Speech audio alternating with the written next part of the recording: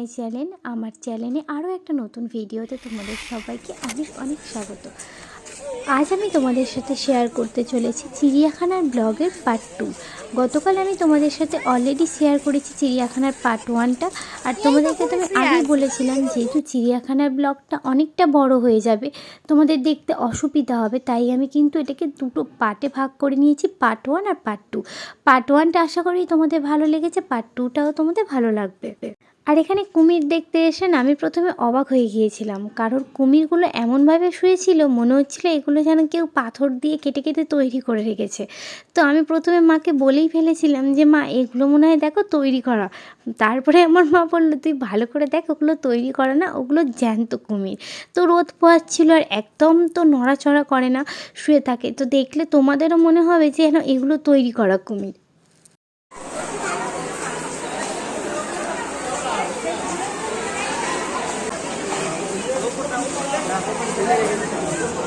আর কুমির টুমির দেখে নিয়ে এবার আমি চলে এসেছি সাপ দেখতে। সাপের জায়গাটা অনেকটা বড়, কিন্তু সাপের এখানে না সবগুলো ঘরের মধ্যে সাপ নেই, কিছু কিছু জায়গায় ফাঁকা আছে আর কিছু কিছু জায়গায় সাপ আছে। আর যেহেতু সাপ শীতল রক্তের প্রাণী আর এটা শীতকাল, তাই অনেক সাপই না গর্তের মধ্যে ঢুকে রয়েছে, দেখা যাচ্ছে না। আর যেখানে খুব বেশি ভিড় দেখছো সেখানে কিছু কিছু সাপ কিন্তু বাইরে রয়েছে। তো সেই জন্যে না আমার ওই ভিড়ের মধ্যে দেখতে ভাল লাগছিল না, তাই আমি একটু বাইরেটা ভিডিও করলাম যে সাপের জায়গাটা কেমন। আর সাপগুলোকে অতটা বোঝাও যাচ্ছে না, আর এইখানেই একটা সাপকে দেখো খুব ভালোভাবে বোঝা যাচ্ছিল। সাপ দেখে নিয়ে আমরা এবার চলে এসেছি ঘড়িয়াল দেখতে। ঘড়িয়ালটা অনেকটা কিন্তু কুমিরের মতোই, কিন্তু কুমিরের মুখের মতো এর মুখটা নয়। ঘড়িয়ালের মুখ কিন্তু একদম সুচালো হয়। আর ঘড়িয়ালটা কিন্তু অনেকগুলো সংখ্যায় ছিল, প্রায় আমরা ঘড়িয়াল দেখলাম ওখানে 4টে থেকে 5টার মতো। কুমিরও আমরা অনেকগুলোই দেখেছি, 4-5টা।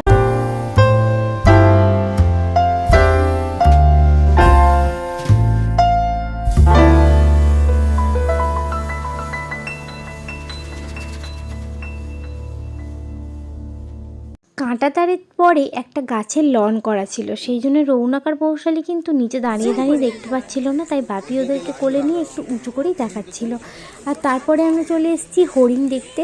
এখানে হরিণের প্রায় 3 ধরনের প্রজাতি আমরা দেখলাম, মানে 3টে হরিণ কিন্তু আলাদা আলাদা জায়গাতেই রাখা আছে, আর সংখ্যাতে প্রচুর রয়েছে, আর খুব সুন্দর সুন্দর হরিণ। আর এই শিংগুলো কিন্তু একদম অন্যরকম দেখতে। হরিণগুলোর নাম ওখানে দেয়া ছিল, আর এই হরিণগুলো কোথায় কোথায় পাওয়া যায় সেটাও ওখানে লেখা ছিল, যেগুলো আমার এখন কিন্তু অতটা মনে নেই। চিড়িয়াখানার প্রায় সব জীবজন্তু আমরা দেখে নিয়েছি, আর কয়েকটা জীবজন্তু দেখতে বাকি আছে। এর মাঝখানে কিন্তু আমরা একটু টিফিন করে নিয়েছি।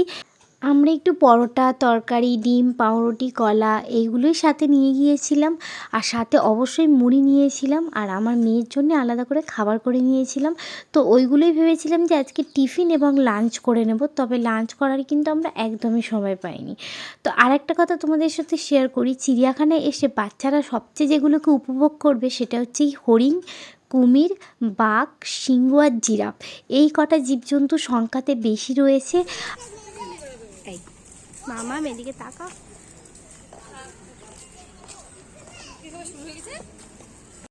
আলিপুর চিড়িয়াখানাতে বহু বছরের একটা পুরনো কচ্ছপ ছিল, কিন্তু সেই কচ্ছপটা বেশ কিছু বছর হয়ে গেছে মারা গেছে।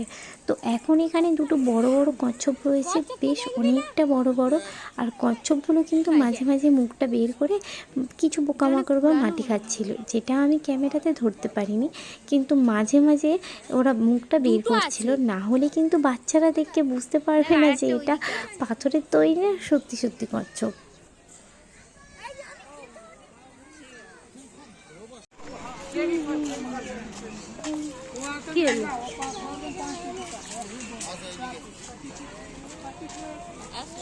তো চলে যাচ্ছে, দেখ চলো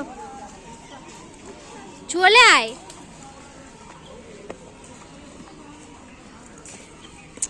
উফ,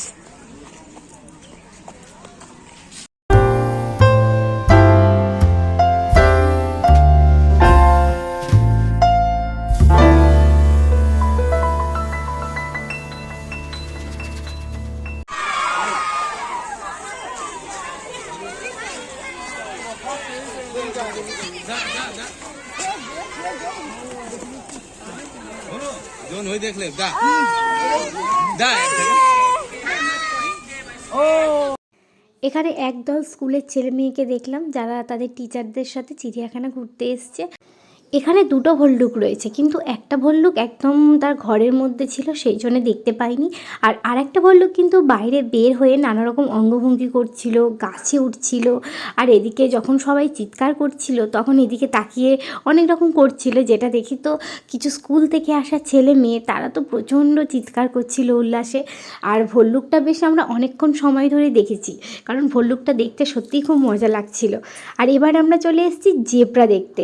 জেব্রাগুলো আমি যেদিক থেকে ক্যামেরা করছিলাম এই দিকে কিন্তু ছিল না, একদম উল্টো সাইডে ছিল, সেই জন্য অনেক দূর থেকে জেব্রাগুলোকে দেখতে হলো।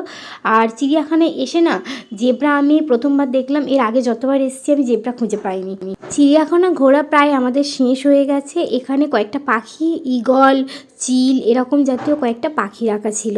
আর এটা চিড়িয়াখানায় যে এক্সিট গেট রয়েছে সেখানে কিন্তু সুন্দর এরকম গাছ দিয়ে কাটিং করে জিরাফ, হাতি এরকম সব বানানো রয়েছে। তো এখানে সবাই একটু দাঁড়িয়ে সেলফি তুলছিল, ফটোগ্রাফি করছিল। তো আমরাও কয়েকটা ফটো তুললাম, যদিও আমি নিজের কোনো ফটো তুলিনি সেরকমভাবে। আর তারপরে কিন্তু এই চিড়িয়াখানা ঘুরে আমাদের প্ল্যান রয়েছে যে আমরা ভিক্টোরিয়া ঘুরতে যাব। তো ভিক্টোরিয়ার ব্লগটা এর সাথে আমি আর অ্যাড করব না, আর একটা ব্লগ করব ভিক্টোরিয়াটার জন্য, কারণ ভিক্টোরিয়া এরিয়াটা অনেকটা বড় আর খুব সুন্দর জায়গা, পার্ক একটা। আর ওটা তোমাদের সাথে খুব ভালোভাবে দুটো ব্লগে, ছোট ছোট ব্লগে শেয়ার করব। আর এখানে তো আমি অনেকগুলো ফটো সবাই তুলে দিলাম, মা, বাপি, পৌশালী, রৌনকের।